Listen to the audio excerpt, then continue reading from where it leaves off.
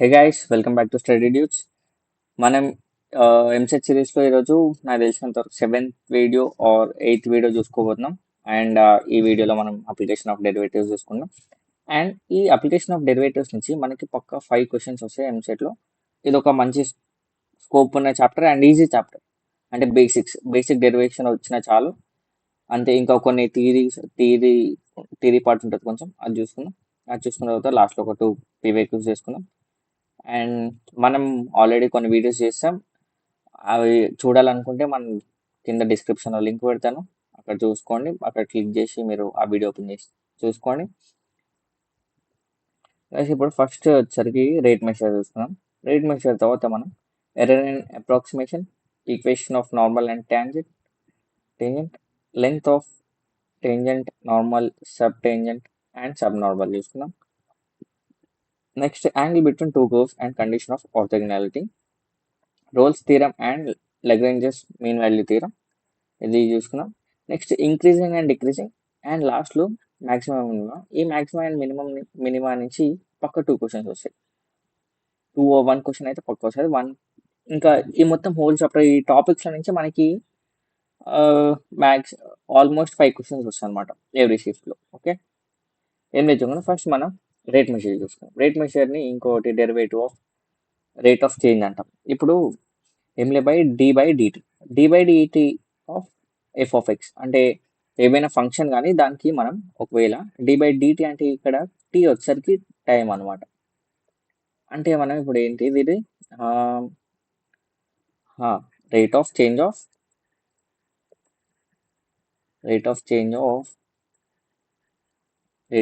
Of function with respect to time అనమాట. ఒకవేళ మనకి టైం రెస్పెక్ట్గా చేంజ్ అయింది అనుకో రేట్, దాన్ని రేట్ మెషర్ అంటాం. అండ్ ఇందులో మనకి వాల్యూమ్ ఉండొచ్చు. అంటే డివి/డిటి అంటే వాల్యూమ్కి, అంటే rate of change of volume with respect to time. And DS అంటే సర్ఫేస్ ఏరియా. అండ్ ఇట్లా సో ఆన్ ఉంటే విత్ రెస్పెక్ట్ టు టైం. మనకి డిస్టెన్స్ కూడా ఉంటుంది కదా, ఏంటిది distance, rate of change of distance with respect to time, ఇది కూడా ఉండొచ్చు. సో ఇది. అండ్ మనం ఈ ఒకవేళ dy/dx అనుకున్నాం అనుకో, అప్రాక్సిమేట్లీ డెల్టా y/డెల్టా x ఉంటుంది అన్నమాట. ఓకే, అండ్ మనకి నేను ఇందాక లాస్ట్ చాప్టర్లో కూడా చెప్పిన కదా, ఏంటిది dy/dx వచ్చేసరికి ఏంటిది by rate of change of y variable with respect to x అనమాట. ఓకే, ఇక్కడ t వచ్చేసరికి ఇండిపెండెంట్ వేరియబుల్, ఇండిపెండెంట్. అండ్ ఇక్కడ ఫంక్షన్ ఏదైతే ఉంటుందో అది మనకి టీ మీద డిపెండ్ అయి ఉంటుంది. ఓకేనా, అది డిపెండెంట్ వేరియబుల్. ఓకే గైస్, ఇంకా నెక్స్ట్ ఇప్పుడు మనం ఎర్రర్ అండ్ అప్రాక్సిమేషన్ చూసుకుందాం. ఎర్రర్ అండ్ అప్రాక్సిమేషన్ ఇది కూడా మనకి ఈజీ చాప్టరే, దీని కంటిన్యూషన్ అనుకోండి. ఇప్పుడు ఎర్రర్ అండ్ అప్రాక్సిమేషన్ అంటే ఇప్పుడు మనకి ఇందాక రాసుకున్న ఏంటిది Δy/Δx అప్రాక్సిమేట్లీ ఏంటిది dy/dx. ఓకే, మనం ఇప్పుడు దీన్ని సింప్లిఫై చేసుకుందాం. ఏంటిది ఇక్కడ Δy ఇక్కడే ఉంచుకుందాం, equals to dy/dx into Δx. And మనం ఈ ఫార్ములా యూజ్ చేసుకోండి, ఎర్రర్ అండ్ అప్రాక్సిమేషన్ సాల్వ్ చేసుకుంటాం అనమాట. అండ్ ఇక్కడ ఒక టర్మ్ చూసుకోండి, ఏంటిదంటే ఇక్కడ డెల్టా వై వచ్చేసరికి absolute error in measurement of y అనమాట, measurement in y. Okay, and Δy/y వచ్చేసరికి relative error in measurement in y అనమాట. ఓకే, అండ్ మనం ఎర్రర్ పర్సంటేజ్ కనుక్కోవాలంటే ఈ రిలేటివ్ ఎర్రర్ ఉంది కదా, ఇంటూ 100 చేసుకుంటే మనకి ఏమొస్తుంది, పర్సంటేజ్ ఎర్రర్ వస్తుంది అన్నమాట. ఓకేనా గైస్, ఇప్పుడు మనం ఒక ఎగ్జాంపుల్ చూసుకుందాం. దీని నుంచి ఈజీ క్వశ్చన్స్ వస్తాయి and at the same time మనకి టఫ్ క్వశ్చన్స్ వస్తాయి. ఇప్పుడు ఒక ఎగ్జాంపుల్ తీసుకుందాం. y equals to x power n ఉంది అండ్ మనకి ఏం ఫైండ్ చేయమంటున్నారంటే ఈ dy అంటే మనల్ని ఇప్పుడు ఫైండ్ చేయమంటుంది relative error of y and relative error of x అనమాట. అంటే del y upon divided by x upon ఇదనమాట మనం ఫైండ్ చేయాల్సింది ఇది. ఓకే, ఇప్పుడు మనకి ఇచ్చింది ఇది y equals to x power n ఇచ్చారు. మనం దీన్ని డిఫరెన్షియేట్ చేసుకుంటే మనకి dy బై dx వచ్చేస్తుంది. అంటే del y upon y వస్తుంది, del y upon x వస్తుంది. Okay, del y upon del x వస్తుంది. డిఫరెన్షియేట్ చేసుకుంటే ఏంటిది, ఇప్పుడు దీనికి మనం దీన్ని సింప్లిఫై చేసుకుందాం. ఇంటి లాగ్లో రాస్తున్నాం. లాగ్ అప్లై చేసుకుంటే మనకి లాగ్ y ఈక్వల్స్ టు, ఇప్పుడు లాగ్ అప్లై చేసే పవర్లో ఉన్నది ముందుకు వస్తుంది కదా, n log x వస్తుంది. ఓకే, n log x వచ్చిన తర్వాత దీన్ని డిఫరెన్షియేట్ చేసుకుందాం with respect to X. With respect to X అంటే మనకి ఫస్ట్ దీని లాగ్ని డిఫరెన్షియేట్ చేసి 1/v అండ్ డి మనం వైని కూడా డిఫరెన్షియేట్ చేసుకుంటే dy by dx equals to n ఒక కాన్స్టెంట్ అండ్ లాగ్ ఎక్స్ని డిఫరెన్షియేట్ చేసి 1/x. సో మనకి ఇది వచ్చింది. అండ్ మనం ఫర్దర్గా సింప్లిఫై చేసుకున్నాం అనుకోండి, ఇక్కడ మనకేం కావాలి, del y upon y it and equals to del x upon x. ఈ del x అంటే డెల్టా ఎక్స్ అంటే ఇప్పుడు delta y by y equals to ఏంటి బై dv బై y. ఓకేనా, మనం ఇప్పుడు అట్లా చేసుకుందాం. ఎట్లా, మనకి ఇక్కడ ఆల్రెడీ dv బై y ఉంది అండ్ మనం ఇక్కడ n dx నాకు పంపించుకుంటే క్రాస్ మల్టిప్లై వేసుకుంటే మనకి ఇక్కడ dx డివైడెడ్ బై x వచ్చింది. అండ్ మనకి ఈ రెండింటి యొక్క ఏంటి రిలేటివ్ ఎర్రర్ వచ్చేసింది. దాని రేషియో ఏంటిది,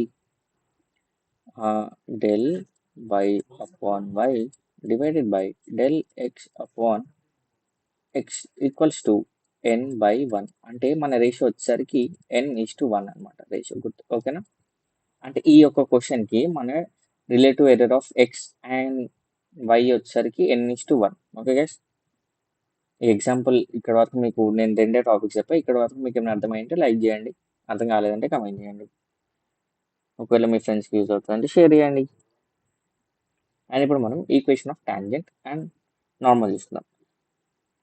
ఈక్వేషన్ ఆఫ్ టాంజెంట్ నార్మల్ అంటే ఏం లేదు బాయ్, ఇప్పుడు గైస్ ఇప్పుడు మనకి ఇట్లా ఒక కర్వ్ అని, కర్వ్కి ఇది టాంజెంట్ కదా, అండ్ ఇది ఒక పాయింట్లో అవుతుంది. ఆ పాయింట్ మనం x0 y0 అనుకుందాం.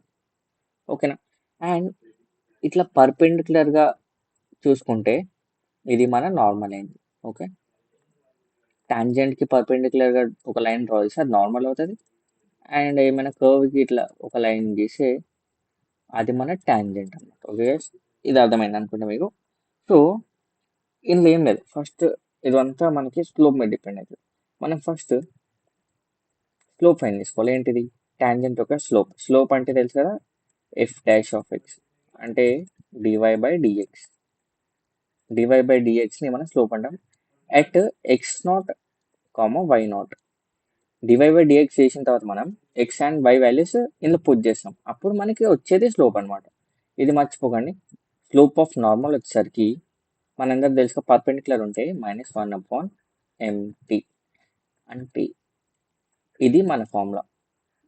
ఓకేనా, స్లోప్ ఆఫ్ నార్మల్ వచ్చేసరికి ఇది, అంటే దీన్ని ఇన్వర్స్ చేసుకోవాలి. ఓకేనా, -1/mt అంటే స్లోప్ ఆఫ్ టాంజెంట్ కింద ఉంటుంది.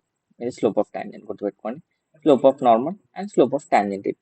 అండ్ ఇప్పుడు మనం ఈక్వేషన్ గురించి మాట్లాడుకుంటున్నాం కాబట్టి ఈక్వేషన్ రాస్తున్నాం. ఏంటిది, ఫస్ట్ ఈక్వేషన్ ఆఫ్ టాంజెంట్ రాస్తున్నాం. ఈక్వేషన్ ఆఫ్ టాంజెంట్ ఏం రాస్తామంటే y మైనస్ y0, ఇక్కడ ఈ పాయింట్ ఉంది కదా, y minus y0 equals to mt into x minus x0. ఇక్కడ ఇప్పుడు ఈ ఎంటీ వచ్చేసరికి స్లోప్ ఆఫ్ టాంజెంట్ అనమాట. ఓకేనా, and in the same way మనం ఈక్వేషన్ ఆఫ్ నార్మల్ కూడా సేమ్ ఉంటుంది, బట్ స్లోప్ సేమ్. అంటే ఇప్పుడు ఈక్వేషన్ ఆఫ్ నార్మల్ కూడా సేమ్ ఉంటుంది, బట్ మనం y minus y0 equals to slope of normal into X minus X not అనమాట. ఇది గుర్తుపెట్టుకోండి. Remember these guys, remember these formulas. ఏం లేదు, సేమ్ ఉంది, బట్ స్లోప్ ప్లేస్లో మనం స్లోప్ మారుస్తున్నాం అనమాట. నార్మల్లీ టాంజెంట్ మనకి ఈ ఎం అని తెలుసు కదా. స్లోప్ ఆఫ్ నార్మల్ వచ్చేసరికి ఏంటిది మనకి -1 అపాన్ స్లోప్ ఆఫ్ టాంజెంట్ అనమాట. ఓకే, నెక్స్ట్ మనం length of tangent, normal, sub tangent and sub normal. First ఇది వచ్చేసరికి మనకి టాంజెంట్ ఇట్లా పాస్ అవుతుంది అండ్ దీని పర్పెండిక్యులర్గా ఏమొస్తుంది, నార్మల్ వస్తుంది. అండ్ దీన్ని ఇట్లా ఎక్స్టెండ్ చేసుకుందాం. అండ్ ఇది ఈ పాయింట్ ఉంది కదా, ఈ పాయింట్ని మనం P1, y1 అనుకుందాం. ఓకేనా. అండ్ ఇక్కడ ఎక్స్ యాక్సిస్ టచ్ అయ్యేది టాంజెంట్ ఎక్స్ యాక్సిస్ టచ్ అవుతుంది కదా. ఇప్పుడు మనం టాంజెంట్ ఎక్స్ యాక్సిస్ టచ్ అయిన ప్లేస్ని ఏ అనుకుందాం అండ్ నార్మల్ టచ్ అయిన ప్లేస్ని మనం బి అనుకుందాం. అండ్ ఇక్కడ నుంచి ఇట్లా ఒక ఇమాజినరీ లైన్ డ్రా చేస్తున్నాం అండ్ ఈ పాయింట్ని మనం ఎస్ అనుకుందాం. అందరూ తెలుసు కదా, ఇది టాంజెంట్ అండ్ ఇది నార్మల్. అండ్ టాంజెంట్ లెంత్ వచ్చేసరికి పిఏ ఈక్వల్స్ టు, అంటే పి ఇక్కడ పి అండ్ ఇది ఏ అండ్ పిఏ వచ్చేసరికి y into √1 plus 1 upon m square. And ఈ m స్క్వేర్ అంటే ఏంటి, m అంటే యాక్చువల్గా dy/dx. ఓకే, dy/dx అని m అంటాం. స్లోప్ dy/dx స్లోప్, m అనేది ఇక్కడ స్లోప్ అనమాట, m square. And next normal length చూసుకుందాం. నార్మల్ లెంత్ చూడండి, ఈ పాయింట్ నుంచి బి పాయింట్ వరకు, అంటే PB equals to y1 into 1 plus m square అనమాట. నెక్స్ట్ మనం ఇప్పుడు సబ్ టాంజెంట్ లెంత్ చూసుకున్నాం. సబ్ టాంజెంట్ లెంత్ వచ్చేసరికి మనకి ఇది లెంత్ కదా, ఇది ఒక నార్మల్ అండ్ ఇది టాంజెంట్. ఈ ఏ నుంచి ఎస్ వరకు అనమాట, A to S. So AS equals to y/m అనమాట. y వచ్చేసరికి ఈ పాయింట్ y1/m, m వచ్చేసరికి slope dy/dx. And sub normal length and sub normal length అనమాట. సబ్ నార్మల్ లెంత్ వచ్చేసరికి ఇది మనం S2, ఇది నార్మల్ కదా, బి అనేది నార్మల్, S2b అనమాట. అంటే బిఎస్ ఈక్వల్స్ టు ఏంటిది, y1 ఇంటూ m అనమాట. ఇవి మన ఈ 4 ఫార్ములాస్ వచ్చేసరికి tangent, normal, sub tangent and sub నార్మల్వి ఈ 4 ఫార్ములాస్ చూసుకున్నాం. నెక్స్ట్ మనం angle between 2 curves and condition of orthogonality చూసుకుందాం.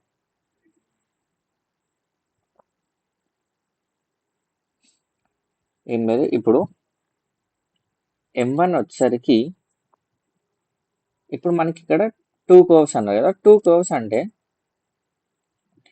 మనకి ఇప్పుడు 2 కర్వ్స్ అన్నాడు. ఒక కర్వ్ వచ్చేసరికి y1 వచ్చేసరికి f(x) అనుకున్నాం అండ్ y2 వచ్చేసరికి g(x) అనుకున్నాం. అండ్ మనం ఇప్పుడు ఫస్ట్ y1 ఒక స్లోప్, y2 ఒక స్లోప్ చూసుకున్నాం. స్లోప్ ఆఫ్ y1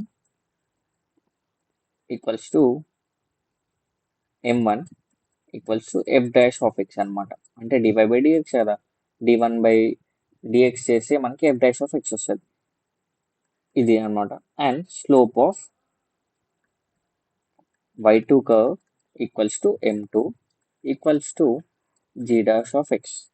అండ్ ఇప్పుడు మనం ఇక్కడ ఫైండ్ చేయాల్సింది యాంగిల్ కదా, angle tan θ equals to m2 minus m1 divided by 1 plus m1 into m2. And ఇక్కడ m2 m1 వచ్చేసరికి స్లోప్ స్లోప్స్ అనమాట. ఓకేనా. అండ్ ఈ tan theta వచ్చేసరికి మనకి యాంగిల్ బిట్వీన్ టూ కర్వ్స్ అనమాట. అండ్ ఇప్పుడు కండిషన్ ఆఫ్ ఆర్థోగనాలిటీ ఏంటిది?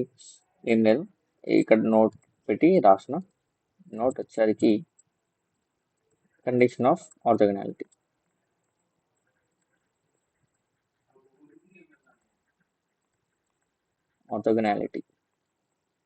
ఈక్వల్స్ టు ఏంటిది?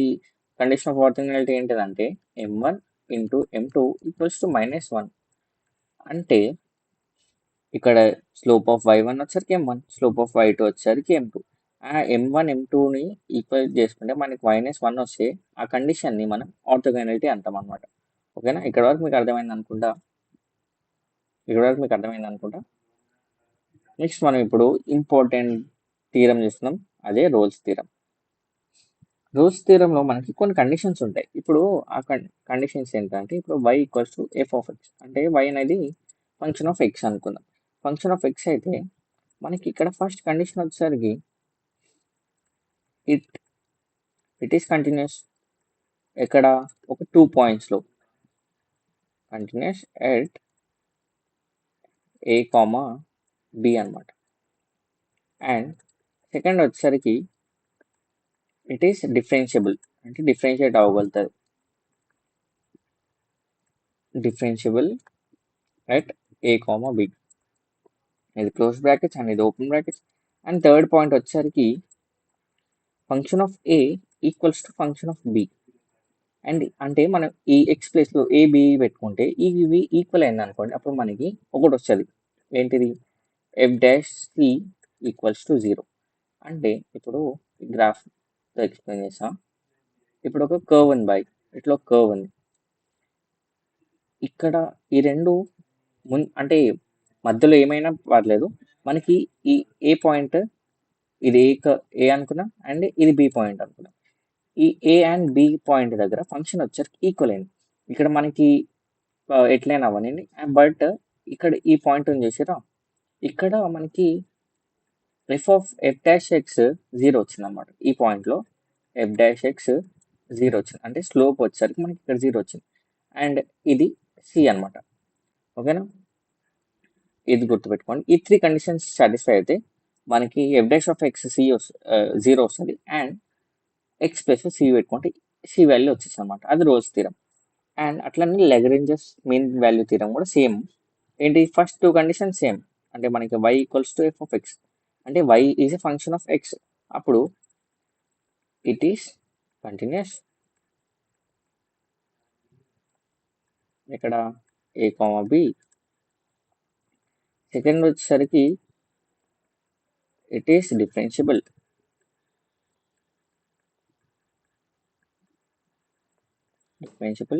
a, b. అండ్ థర్డ్ వచ్చేసరికి ఈ రెండు ఉన్నాయనుకోండి, అప్పుడు మనకి ఏంటిది?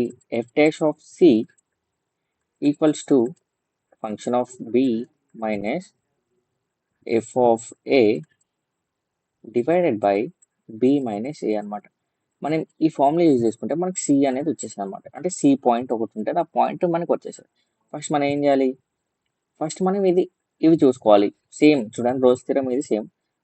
అండ్ మనం f(a) కూడా చూసుకుంటాం. f(a)లో ఒకవేళ ఇవి రెండు ఈక్వల్ రాకపోతే మనం అప్పుడు Lagrange's mean value theorem use చేస్తాం. ఒకవేళ ఈక్వల్ వచ్చింది అనుకోండి, f'(c) ఈక్వల్స్ టు 0, అంటే f'(x) 0 వస్తుంది. ఈక్వల్ వస్తే అది రోల్స్ థీరం యూజ్ చేసుకుంటాం. 0 వస్తే అప్పుడు మనకి సి వాల్యూ వచ్చేస్తుంది. అండ్ ఇక్కడ కూడా మనం ఏం చేస్తాం? ఎక్స్ని డిఫరెన్షియేట్ చేసుకుంటాం. ఫస్ట్ f'(x)ని డిఫరెన్షియేట్ చేసుకుంటే మనకు ఒకటి వస్తుంది. అండ్ ఎక్స్ ప్లేస్లో సి పెట్టుకుంటాం. అప్పుడు మనకి సిలో ఒక ఫంక్షన్ వస్తుంది అండ్ ఇక్కడ ఒక ఫంక్షన్ వస్తుంది. అప్పుడు మనకి సి వాల్యూ వచ్చేస్తుంది అనమాట. ఓకేనా. ఇక్కడ వరకు మీకు అర్థమైంది అనుకుంటా. నెక్స్ట్ ఇంక్రీజింగ్ అండ్ డిక్రీజింగ్ చూసుకుందాం. ఇప్పుడు మనది ఇది x1 greater than x1 less than x2, then ఇప్పుడు మనం ఫంక్షన్ అప్లై చేసుకున్నాం అనుకో, f(x1) లెస్ దాన్ f(x2) అయింది అనుకో, అప్పుడు అది ఇంక్రీజింగ్ అనమాట. అంటే మనకి ఇంక్రీజింగ్ అనమాట. ఓకేనా. అంటే మన ఈ సింబల్ అంటే ఈక్వాలిటీ మారకపోతే ఈ మధ్యలో లెస్ దాన్ అది సింబల్ మారకపోతే అది increasing. But at the same time F of X x1 less than x2, అప్పుడు మనం ఇప్పుడు ఫంక్షన్స్ అంటే ఎఫ్ తగిలించాం అనుకో, x1 greater than F x2 అయిన అనుకో, అది డిక్రీజింగ్ ఫంక్షన్. ఓకేనా, డిక్రీజింగ్ ఫంక్షన్ అవుతుంది. ఓకే, ఇది అర్థమైంది అనుకుంటా. బట్ ఇంకోటి కూడా చూస్తాం, ఏంటిదంటే ఇప్పుడు F dash of X greater than 0 ఉంది అనుకో, ఇది ఇంక్రీజింగ్ అనమాట. F dash of X greater than 0 ఉంటే స్ట్రిక్ట్లీ ఇంక్రీజింగ్, అంటే పక్కా ఇంక్రీజ్ అవుతుంది. ఎక్కడ అంటే ఎక్కడ కాన్స్టెంట్ అవ్వదు అనమాట. ఓకేనా, and F dash of X less than 0 అయితే మనకి ఇది డిక్రీజింగ్. ఓకేనా గైస్, ఈ రెండు మీరు పైన దాన్ని గుర్తుపెట్టుకోండి, ఇదాన్ని గుర్తుపెట్టుకోండి. మనకు ఒకసారి క్వశ్చన్స్లో ఇట్లాంటివి రావచ్చు, అప్పుడు ఇది గుర్తుపెట్టుకోండి. బట్ మనకి ఒకవేళ క్వశ్చన్స్ వస్తే ఇది కొంచెం ఈజీగా ఉంటుంది గుర్తుపెట్టుకోవడం.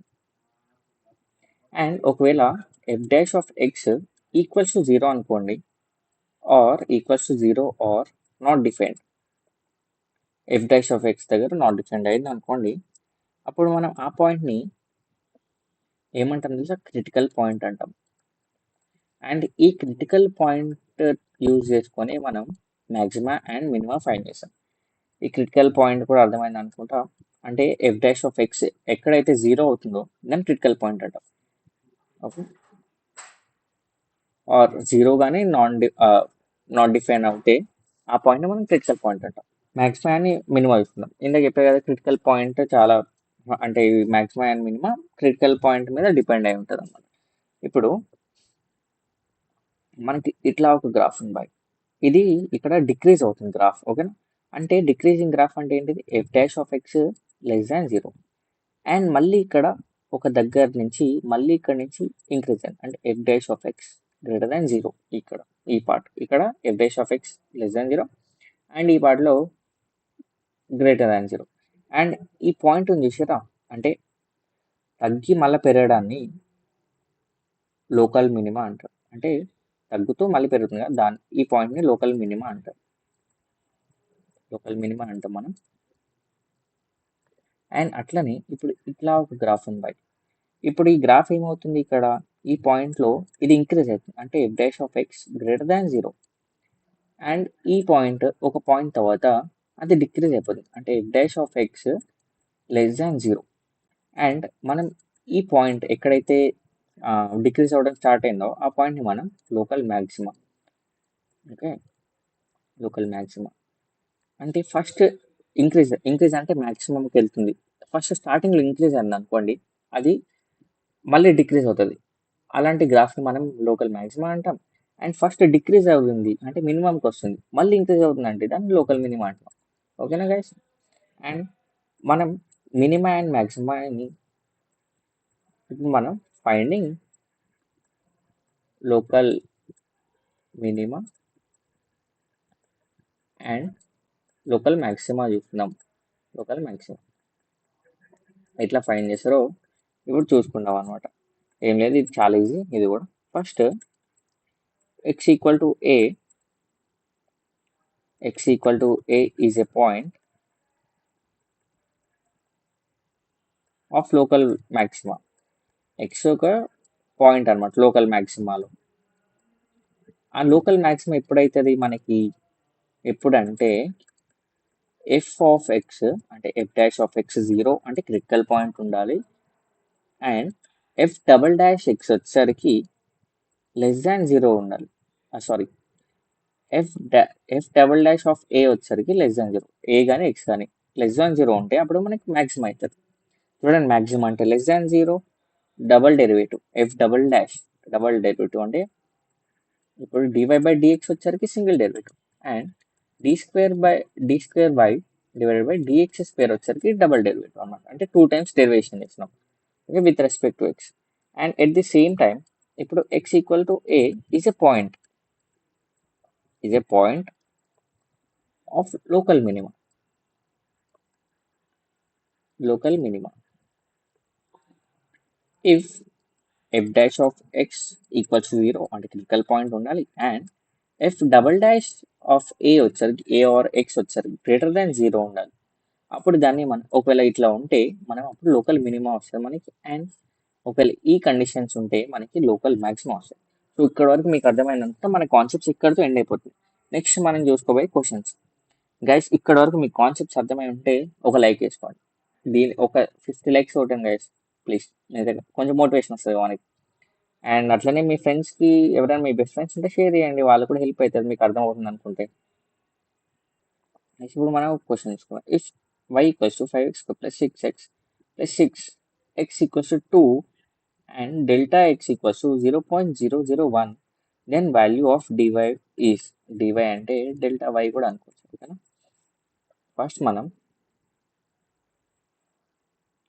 ఫస్ట్ మనం దీన్ని ఏం చేస్తాం, డిఫరెన్షియేట్ చేసుకుందాం. డిఫరెన్షియేట్ చేసుకుంటే మనకి dy by dx equals to 10x plus 6 వస్తుంది. ఓకే. ఇప్పుడు మనకి dy బై dx వాల్యూ వచ్చింది. వచ్చిన తర్వాత మనం ఏం చేస్తాం, మనకి ఇక్కడ డెల్టా ఎక్స్ వాల్యూ కూడా ఇచ్చారు, అంటే డిఎక్స్ వాల్యూ ఏంటి 0.001 ఇచ్చారు కదా. అంటే మనం ఈ డివైని ఇట్లా ఉంచుకుందాం, 10x ప్లస్ 6 ఇంటూ డిఎక్స్ రాసుకుందాం. డిఎక్స్ అంటే డెల్టా ఎక్స్ అండ్ డివై అంటే డెల్టా వై అనమాట.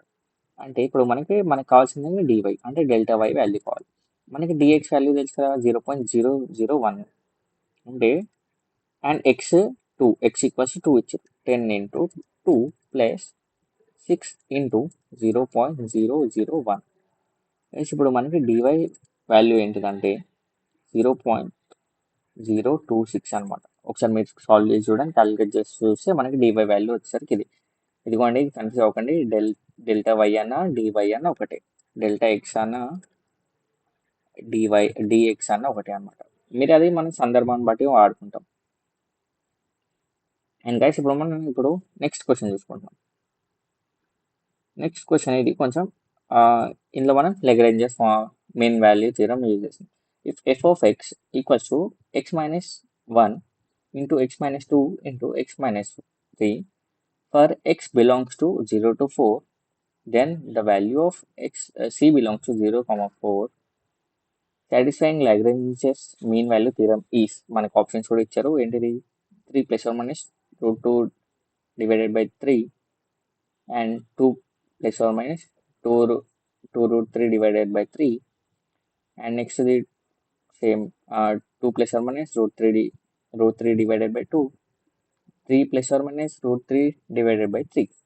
ఇప్పుడు మనం సాల్వ్ చేసుకుంటాం. మనకి ఏం అడుగుతున్నాడు, ఫస్ట్ మనం ఈ F of X equals to మనకి ఏమి ఇచ్చారు, X minus 1 into X minus 2 into X minus 3 కదా.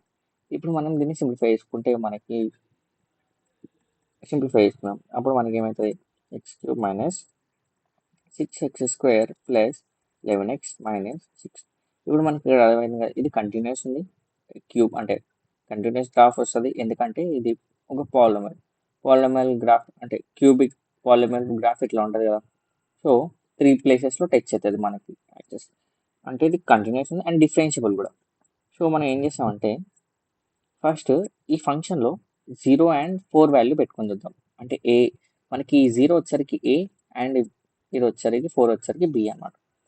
ఇప్పుడు ఫస్ట్ 0 పెట్టుకుంటే మనకి ఏమొస్తుంది, ఇది 0 అయితే ఇది 0 అవుతుంది, 0 అవుతుంది అంటే మనకి 6 వస్తుంది. అండ్ 4 పెట్టుకుంటే మనకి 4 3 64, అదే 4 క్యూబ్ 64 మైనస్ 6 ఇంటూ 16, 6 ఇంటూ 16 ఏమవుతుంది మైనస్ 96 ప్లస్ 11 4 44 మైనస్ 6. మనకి ఆన్సర్ ఇది ఏమొస్తుంది 6 వస్తుంది సింపుల్ చేసుకుంటే. ఎఫ్ ఆఫ్ 4 అంటే మనం ఎక్స్ ప్లేస్లో 4 పెడతాం, 0 పెట్టాం. నెక్స్ట్ మనం ఇప్పుడు మనకి ఇది ఈక్వల్ రాలేదు, అంటే F of A not equals to F of B అనమాట. అంటే function of 0 not equals to function of 4 కదా. సో మనం రోల్స్ థీరం నాట్ అప్లికబుల్. ఇక్కడ రోల్స్ థీరం నాట్ అప్లికబుల్ అనమాట, ఎనీ నాట్ అప్లికబుల్ అని రాస్తాం. ఇప్పుడు మనం లెగ్రాంజెస్లోకి వెళ్దాం. అంటే ఇప్పుడు మనం ఫస్ట్ ఫైండ్ చేయాల్సింది ఏంటి, F dash of X find కదా. ఎఫ్ డాష్ ఆఫ్ ఎక్స్ అంటే దీన్ని డిఫరెన్షియేట్ చేయాలి. డిఫరెన్షియేట్ చేస్తే మనకి ఏమొస్తుంది, 3x² మైనస్ 2 × 6 12x ప్లస్ 11 అనమాట. అండ్ ఈ 6 వచ్చేసరికి కాన్స్టెంట్ కాబట్టి 0 అయిపోతుంది ఇది. అండ్ ఇప్పుడు మనకి ఫార్ములా ఏంటిది by F dash of C equals to function of B minus function of A divided by B minus A అనమాట. అండ్ ఇక్కడ మనకి ఫంక్షన్ ఆఫ్ బి వచ్చేసరికి ఏంటిది, బి అంటే 4 కదా, 4 × 6 వచ్చింది. అండ్ ఫంక్షన్ ఆఫ్ ఏ అంటే 0, ఫంక్షన్ ఆఫ్ 0 వచ్చేసరికి -6 మైనస్ ఆఫ్ -6 డివైడెడ్ బై 0 + 4 అవుతుంది. అంటే మనకి పైన మనకి ఫర్దర్గా సింప్లిఫై చేసుకుంటే 3c² minus 12c plus 11 equals to 6 + 12/4. And ఇది క్యాన్సిల్ చేసుకుంటే 3 అవుతుంది. అండ్ మనం ఇది లెఫ్ట్ సైడ్కి పంపించుకున్నాం. ఇప్పుడు సి వాల్యూ మనకి 2 వస్తుంది. లెఫ్ట్ సైడ్కి పంపించుకుంటే ఏమవుతుంది, 8 అవుతుంది. 3c² minus 12c plus 8 equals to 0. And ఇప్పుడు మనకి సి వాల్యూ క్వాడ్రాటిక్ ఫార్ములా అంటే తెలుసు కదా, ఏంటిది క్వాడ్రాటిక్ ఫార్ములా ఏంటిది by x equals to minus B plus or minus √b² minus 4ac divided by 2a. So ఇక్కడ మనం అది యూజ్ చేస్తే మనకి ఏమొస్తుంది అంటే, ఇక్కడ సి కదా, సి అంటే మనకి ఏమొస్తుంది 12 -12 కదా, -12 కాస్త ప్లస్ అవుతుంది, plus or minus √12² 144 minus 4 × ac. 4a అంటే 4 × 3 12, 12 8 ఎంత బై 96, 12 8 96 డివైడెడ్ బై 2 × 3 6. ఇది వచ్చింది మనకి. ఇంకా ఫర్దర్గా సింప్లిఫై చేసుకున్నాం. 12 ప్లస్ ఆర్ మైనస్ లోపల ఏమవుతుంది మనకి 9.